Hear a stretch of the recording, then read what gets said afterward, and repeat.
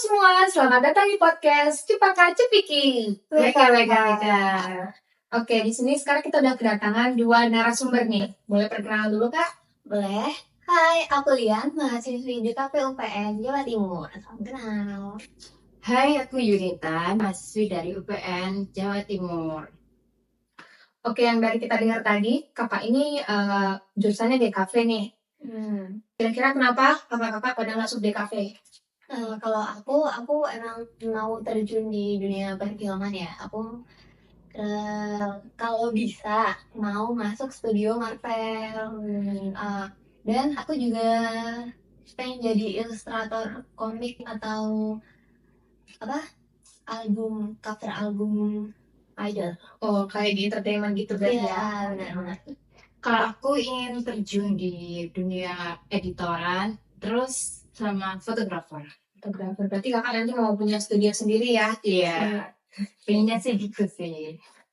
Perjalanan masuk ke DKV-nya tuh gimana nih, Kak? Bisa nggak diceritain? Perjalanan masuk DKV ya, karena sebenarnya kebetulan aku suka gambar dan lumayan bisa. Jadi buat masuk DKV ini kan harus ngambil portofolio yang digambar secara manual atau digital. Nah, jadi itu membantu aku sih buat masuk DKV ini. Kalau aku sih jujur iseng sih masuk di kafe itu. Iseng-iseng aja, Kak. Iya. Mungkin bisa ditunjukin nggak, Kak, karya yang selama ini udah pernah kakak buat yang paling berkesan nih? Boleh banget. Bisa dilihat di sini ya, guys. Ini salah satu karya aku yang membawa aku buat masuk DKV UPN ya. Ini portofolio aku yang aku play. Jadi di sini aku menggambar duyung di laut. Jadi filosofinya adalah kita akan menjelajah ke dunia baru yang belum pernah kita ketahui dan kita harus survive di dunia tersebut ya. Kalau aku sih ini ya, itu portofolio dari aku sih menceritakan tentang kepemimpinan. Ini portofolio masuk DKV atau gimana nih, Kak? Masuk di kafe, Kak. Oh, Iya. Nah, ini tuh ada insinyur Soekarno, tapi saya desain bentuk kayak kubisme gitu. Bisma. Iya. Keren banget ya, Kak. Gambarnya bagus banget, guys. Kira-kira kalau kakak tekniknya gimana nih? Bikin gambar duyungnya? Aku digital sih. Digital, pakai aplikasi apa, Kak? Kayak aku waktu itu pakai InSpaint. InSpaint, ya. Selama kakak menjalani perkuliahan di DKV ini, ada hal-hal yang menarik gak sih, Kak? Atau kebanyakan malah hal-hal yang gak menarik nih? Bisa diceritain, Kak? Kalau hal-hal menarik dari aku ini ya, dari tugasnya sendiri. Meskipun terbilang agak berat, tapi tugasnya ini menyenangkan. Karena di saat orang lain dari prodi lain ini ngerjain di laptop, terus laporan mulu, jurnal mulu, kita ngecat, ngaku, ngelem, gunting meskipun tangan agak ketat. Agak kasar ya, Kak? Kalau dari aku sih menariknya itu bisa mencampur warna gitu loh, Kak. Campur warna. Iya. Mungkin dari sini banyak penonton ya, Kak, yang mau terjun ke dunia desain nih.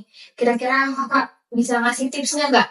Biar tahan atau biar mendalami desain tuh gimana gitu, Kak, tipsnya?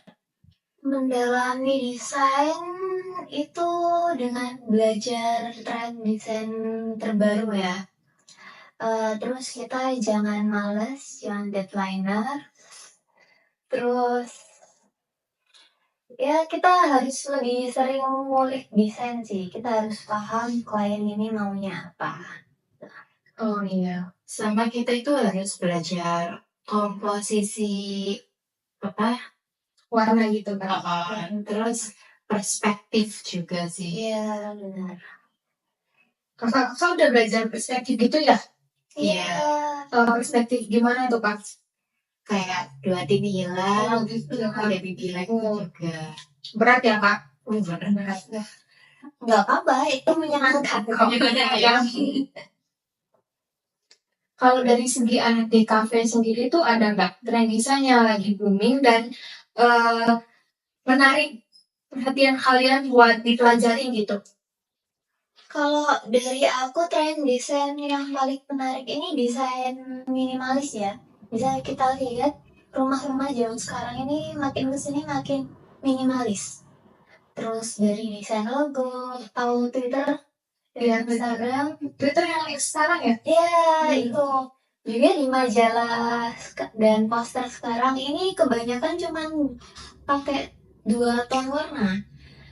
Untuk latar, elemen-elemen, juga fontnya. Terus masih banyak white space di dalam majalahnya. Tapi walaupun simpel gitu tetap menarik perhatian ya? Iya, Kalau dari aku itu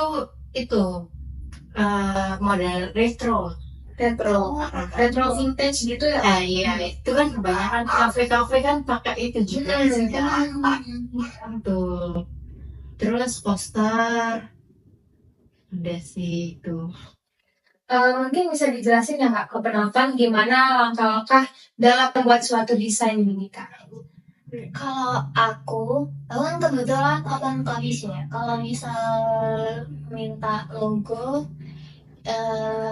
kita ini denger dulu maunya gimana. Kemudian kita nyari referensi yang sesuai sama requestan klien. Kakak open komis ya? Iya, Di mana tuh Kak komisnya?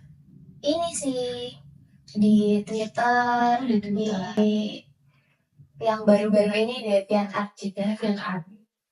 Terus nyari referensi, setelah dapet nih kita bikin ini sketsa kasaran dulu, desain kasaran. Baru kalau kalian udah setuju, kita eksekusi. Berarti ini gak ada proses asistensinya gitu ya Kak? Benar banget. Kalau kalian gak suka dari awal tuh mulai dari awal juga? Waduh.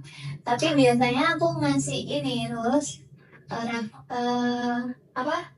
revisi cuma 1 kali. Kalau mau nambah biaya otomatis. Boleh dikasih tau gak sih Kak budget untuk open komis itu berapa? Tergantung seberapa gede ini ya klien, maksudnya namanya agensi atau produknya. Kalau baru mulai sih under 100 gitu. Kalau dari aku sih gak open komis ya Kak. Jadi aku buat kayak retro itu lebih ke ekspresi diri sih. Oh, ekspresi diri. Kakak-kakak ini dalam membuat suatu desain nih, bisa dikasih tau nggak penonton gimana ke penggunaan softwarenya?